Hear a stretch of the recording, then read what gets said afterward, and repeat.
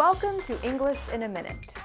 Mom is a word used for a person's mother, and pop is used for a person's father. Mom and pop. Does this expression have anything to do with our parents? Jonathan, I have a lunch meeting in your neighborhood. Know any good restaurants? You know, there is a great mom and pop restaurant. I love mom and pop places. Great food. And friendly service, too. Mom and pop is a phrase used to describe a small business owned by a single family. The owners are directly involved in running the business. A mom and pop business can be anything from a grocery store to a restaurant. Mom and pop.